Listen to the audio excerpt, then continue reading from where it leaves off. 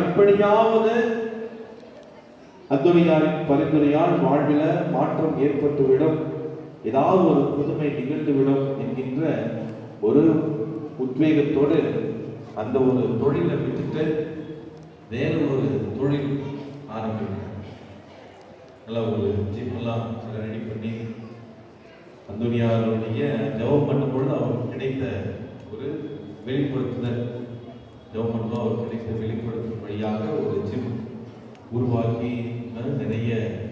மாணவர்கள் சேர்ந்து ஒரு ட்ரெயினராக இவரும் பல முயற்சிகளை போட்டு அதில் கஷ்டப்பட்டு இறுதியில் இன்று